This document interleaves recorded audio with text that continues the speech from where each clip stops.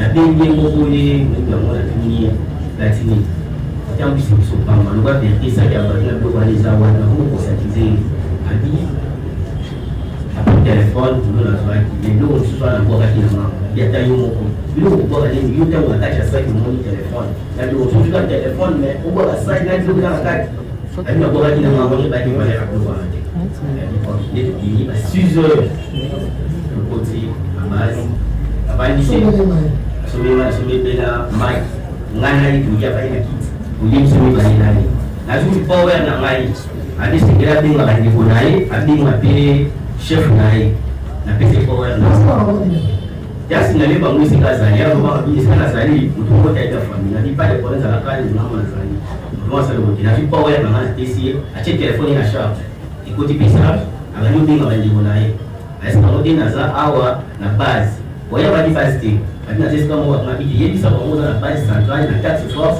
yesi ka kuzali okay bani so bani na yeye adina biti ko nyinyi bani ni kwa temwa binga ba mkolana ni 18 na ton bilo ko sheti kalaji bilo ko saki mwana kité parfait mwana kité passeport Schengen mwana kité enveloppe ezaki na mbungu mwana kité bana boni aussi au Kanza ba suspect ya patrouille ya liboso na kanga na changu moko ayibaka saki ya matususu na kabila madame moko okendaki na bango na ndako na bato wana akendaka na ndako te parce que mutana kisa nango sur place pesa bango balinga na ye ntango tobloke akomolela biboni okisanga madame wana sur place ye moyibi wana atindi balinga na ye baye na saki mpe na biloko ya madame wana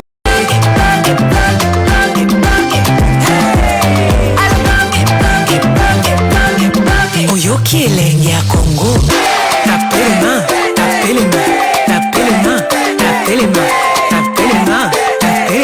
na bengi ngoko ye ndio mwana dunia latini tant pis ils sont pas mal on va vérifier ça ya bana do baliza wana ko conscientiser abi après téléphone nous la soirée mais nous on se soit la boire qui na ya tayo moko nous on boire les yo tayo attache ça qui mon téléphone là on se joue téléphone mais on boire ça là do dans la tête abi na boire qui na ngoni ba ki ba ya do ba il est 6 heures le côté amaz abandi c'est somebela mai ngana itu ya pa ina kit ulim sumi ba ina ni lazima power na ngai adi sikira binga ka ndi kunai abinga pe chef nai na pese power na yasi na leba mwisi kaza ya roba bi sana sali mtuko ta ida family ni pale kwa za kali na mama sali mwa sali wote na power na ngana tesi ache telefoni na sharp ikoti pesa angalia binga ba ndi kunai asa wote na za awa na base waya ba di fasting adina tesi kama wakati yebi sababu na base central na tax force yesi ka kuzali okay bani so bani na yeye adina biti ko nyinyi bani ni kwa temwa binga ba mkolana ni 18 na ton bilo ko sheti kalaji bilo ko saki mwana kité parfait mwana kité passeport Schengen mwana kité enveloppe ezaki na mbungu mwana kité bana boni aussi au Kanza ba suspect ya patrouille ya liboso na kanga na changu moko ayibaka saki ya matususu na kabila madame moko okendaki na bango na ndako na bato wana akendaka na ndako te parce que mutana kisa nango sur place pesa bango balinga na ye ntango tobloke ye akomolela biboni okisanga madame wana sur place ye moyibi wana atindi balinga na ye baye na saki mpe na biloko kwa mobeko babengi na lopoto code pénal militaire l'article 88 oyoki sala micro soki eza solo etongo eza ya 20 ans ya boloko kasi tomi totuna motuna ya solo to lokuta eza lokuta.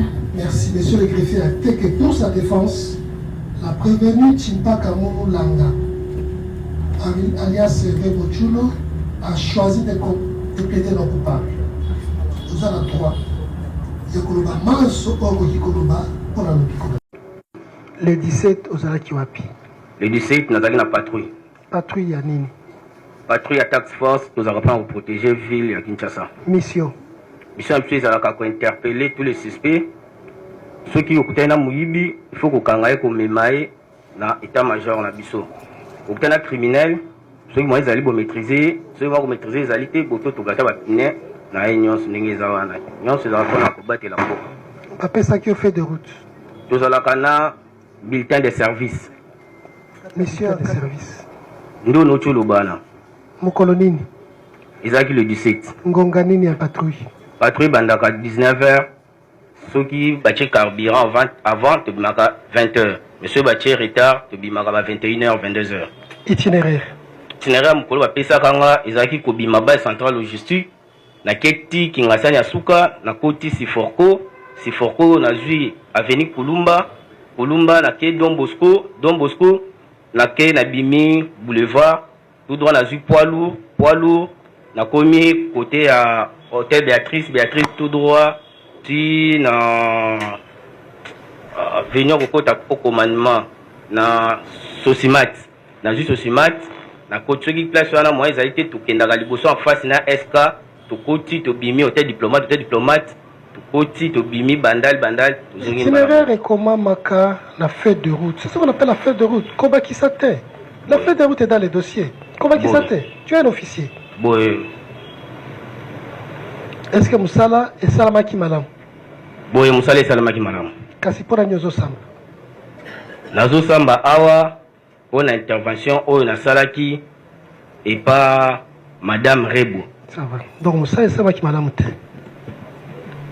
Moussala et Salamaki Malam moko. Ça va. Toka Bango. Boy. Engin. Nazaki na mituka mibale. Conducteur. Nazaki na chauffeur premier sergent major Ndakola na A1 Baka.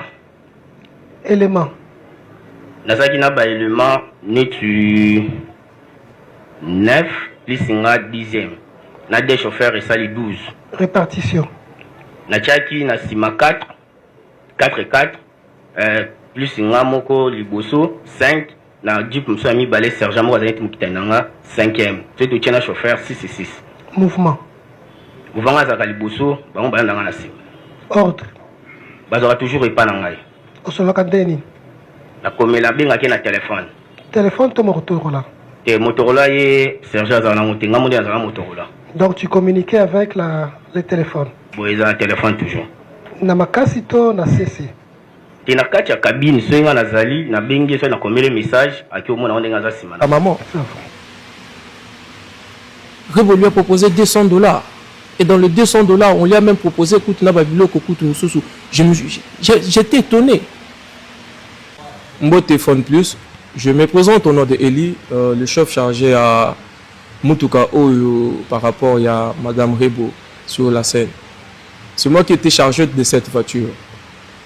Partenaire Nanga Oazakanata, on lui a mis tout tout le temps. Isaki Josué, il m'a rappelé à partir de 0h.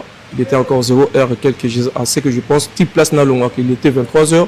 On est intervenu, on a showbiz. Et quand je suis arrivé à showbiz, on m'a expliqué qu'il y a un chauffeur. J'étais dans Nakanda. Je lui ai demandé qu'est-ce qui se passe. À faire comprendre je vais parler avec Madame Rebo. Habité tout sur le nom entre Bissomi Balé, j'aimerais savoir qu'est-ce qui se passe ici. On m'a interpellé, on m'appelle là, on me dit que non, Oyibi. Oyiba qui biloko yabat. À répondre là, chef na kosolola na yote, nazo lingina solona Madame Rebo. Na mon babendani mopanzi. J'étais tellement en colère là pour ça Simba, mais la Simba qui était à Bendali Mopanzi na Madame Rebo, babandi ko solola. De 23h à ce que je sais, c'était jusqu'à vers 2h. La Bendali na Mutuka, le 8h, à Ebi place Sakizali, a déposé que Babilo ko na sopé na SK. Et quand ils sont arrivés à l'SK, ba mimani Mutuka moko na moto na batu misusu, ba comme na SK, moi je suis resté là na Mutuka. Est-ce que ça encore quelques trucs? Ils sont rentrés à 3h. Il revient à Bimisi, téléphone, na Katia, Mutuka. Mais il y a le but que non, téléphone, na sac, n'importe quoi, tout, et ça qui na SK. Mais le téléphone, les autres, ils sont à Wandengeni, hôtel chef n'a qu'à expliquer. Na bandi ko brutaliser, et moi, et mbongo batu, na sac, et ça wapi. Parce que il y a le but, l'okwana, et ça qui na SK. Mais ici, et Bimi, Ndengenini. Hôtel, zela, nazo pesa. Il a accepté à Fonwa Mimbang. Il est allé sauter le mur, il y a orange. Je ne sais pas comment il a eu place. Il a sauté. intervention yo comme 4 heures biso mutabenga ki bamura c'était Josué le partenaire wa benga ngai c'est Josué mutabenga ki ba soda wana to surtout kaka l'entrée deuxième entrée qu'est-ce qui se passe après on commence à pleurer. Je lui ai dit non, c'est pas un problème. Par contre, peut-être bang c'est dans le cas souda baza c'est tout à fait normal. Bang c'est et non croyez qu'ils ont pour nawana le reste là non, ne sait pas comment ça s'est passé. Bonsoir, je pense que vous allez bien. Moi, je vais très bien par la grâce de Dieu. Alors, la famille, je suis Vétaline. Je pense que vous me connaissez. Mais le problème, c'est que quand vous avez bani, alors je vous demande de vous abonner ici. Vous avez deuxième compte. Force art. En tout cas, rassurez-vous que retour est assuré. Retour est assuré. Pourquoi je fais cette vidéo? Il est 23h07. Je fais cette vidéo parce que je viens de recevoir une vidéo montrant la nudité de notre artiste Rebo Chulo. Alors, moi je me dis aujourd'hui, s'il faut rabaisser la femme jusqu'à ce point, oui, certes, déjà, ils ont mabé pour en plein acte, c'est filmé, ils ont mabé. Et puis Rebo, na sur les canaux réseaux sociaux. Na ba vidéo sur ba publier maman nanga. Est-ce que tu ne savais pas que le monsieur avec qui tu étais, il était en train de filmer, ou tu savais, ou tu étais aussi prévenu avant que maman en plein acte nous allons nous filmer en fait. Déjà mobile on a bombé l'onginaye a humilié kakayo mwasi. Rebo tala communauté au bazana simano. Je sais que tu es victime. En tout cas, tu es une victime. Parce que publier vidéo na propre gré.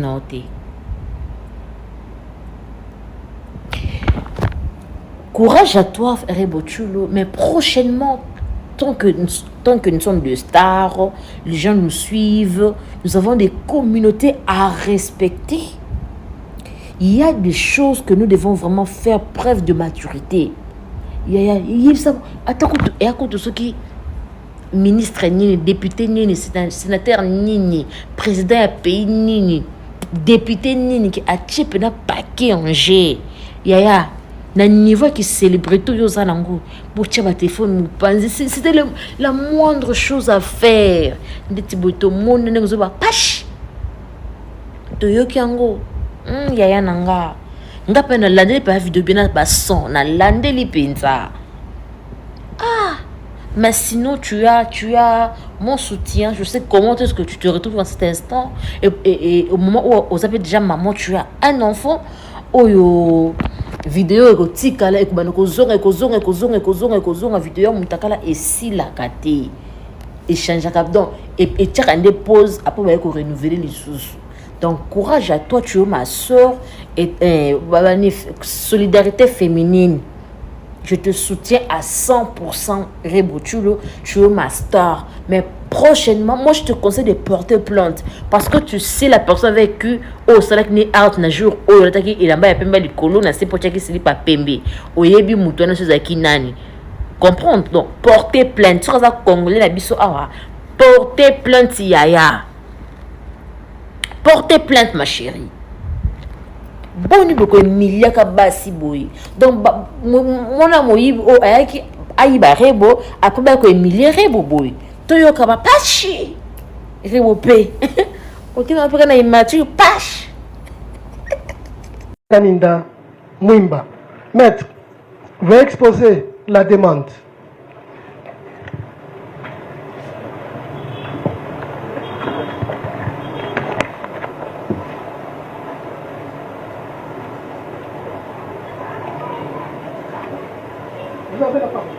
Monsieur le Président du tribunal,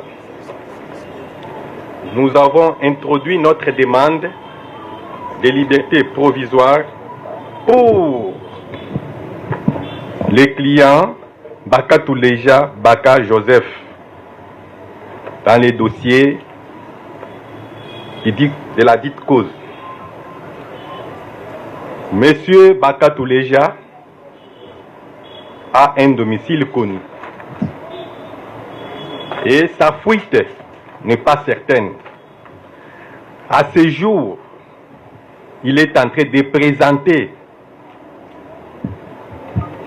Il présente, Monsieur le Président, des soucis dits de la faiblesse des articulations de ses jambes, à tel point qu'il n'arrive pas à marcher complètement. Or, son souci est de tenir jusqu'à la fin pour se défendre, car il se sent innocent dans ces dossiers. Raison pour laquelle nous avons sollicité, et il sollicite du tribunal, sa liberté provisoire pour suivre les soins de santé efficaces afin qu'il puisse répondre 10 jours au jour à l'appel du tribunal pour se défendre valablement. Nous avons dit, Monsieur le Président. Merci. Ministère public, réagissez.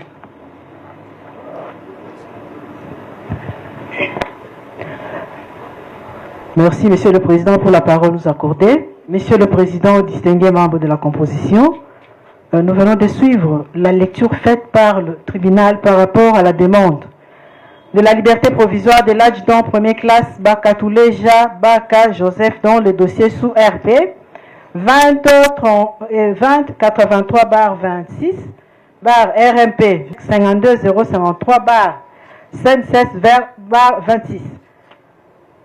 Monsieur le Président, je viens par la présente au nom et pour le compte de mon client, l'adjudant Bakatouleja Baka Joseph, actuellement en détention, ayant l'adresse bien identifiée dans le PV d'audition, autant de l'auditorat que celui du tribunal de Séan, bien confirmé par ces derniers, qui me charge de vous saisir pour ce dont est spécifié en apostrophe.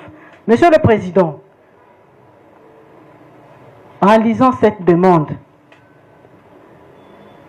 je me pose la question de savoir si le prévenu adjudant Bakatouleja venait de tomber malade ou il a toujours été malade.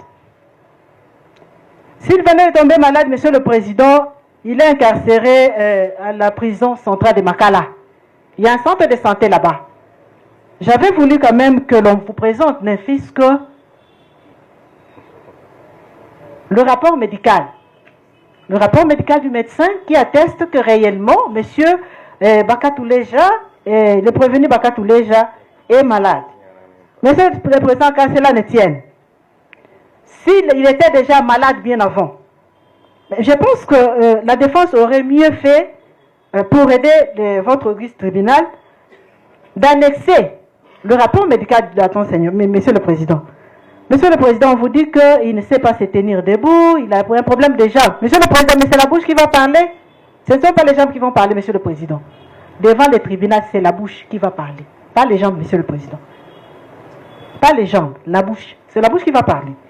Et nous disons, Monsieur le Président, comme nous l'avons dit pour le prévenu, l'autre qui avait demandé la liberté provisoire, nous revenons au prescrit de l'article 45 du Code de procédure pénale. Il est dit clairement là-bas que le prévenu doit être maintenu dans cet état-là jusqu'au jour du jugement. Nous avons dit. Le tribunal prend la requête en délibéré. Il avisera. Merci. Ministre, avant d'entamer l'instruction de cette affaire, est-ce que vous avez des questions à soulever? Il faut pas qu'on aille. Rebo, Okenobine là, bah prisonnier Mosuso, Bazana Katia Kacho. Mais si tu t'en sors, c'est qu'il y a solo Mboka et Baby. Ah! À vous. Kambo outi koleka papa Molière. Dossier liboso tozanango dossier ya mwana mwasi mwana Rebo. Abengi ba militaire. Babandiko chicoter mutu. Est-ce qu'on peut appeler les militaires d'un état armé loyaliste pour baya ko régler un litige? Vous savez, yangwana ozomona likamanenga na baya ko bia na. Omoni, général Ikudia. Mon général, avec Obarobaka, avec tous mes respects, les Kinangai Il lui fallu que basala nini to banda koloba pana bakanga batuana basala nani moko public procès moko public kama mwana mwasi wana kama mwasi wana nde akomi kotambola nda ba militaire armé et bazana ba balle oyo ba policier na biso oyiki bazana ba balle te balle oyo ya pamba oyo bazako pesa batu 5 cartouches, 5 cartouches. Yo qui nous tamboulaka na basoda armés de Kalachnikov et autres. Au kamata talandenge ba humilier kama mana mobali wana ba bengi maboko liboso ba ben kama ba fait fesse na e et ba ningi sile qui ça fait mal. On rit nerveusement par impuissance. Bon, moi, mon général, il lui fallait que Tobenga yo, Kanga Bango, Tanda Bango, na procès public, on a une forêt, pas Kamata, Kamoa. Et t'as la petite danse au tambola, Babengi Balubia, Wazana Major, Moko Colonel, Moko Sogi, Atindia le Bikendo Boma. Colonel Bolingo Elengi, Bolingo Bokobila. Donc pour moi, on doit. Donc, on colonel, Sogi Major, Bagogio Benganaye, militaire, Bakami Moutopé, Chicoté, torturé. Mais comment Mouton, ça m'énerve. Comment Mouton va se le battre, puisque ça que Nanga Hermès, ça, yo ibi Hermès, c'est ça où tu yo ibi Hermès. Au bête sa moto un congolais.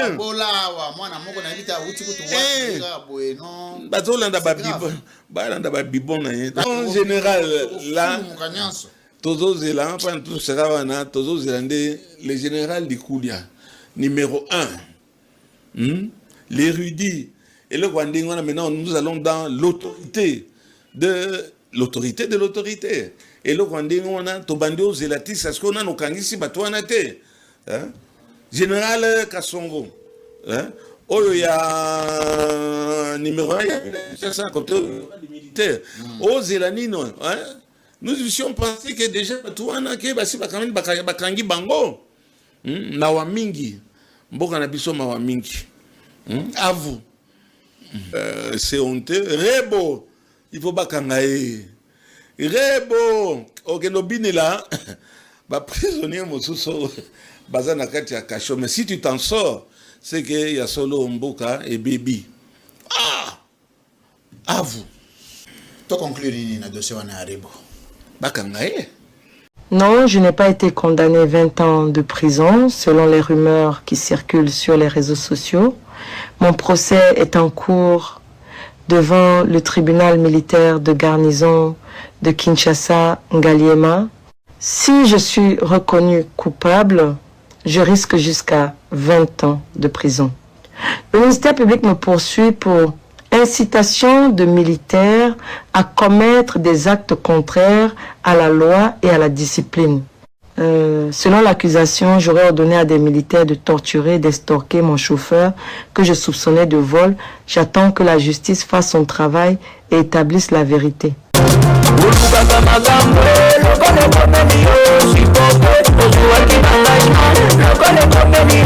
Así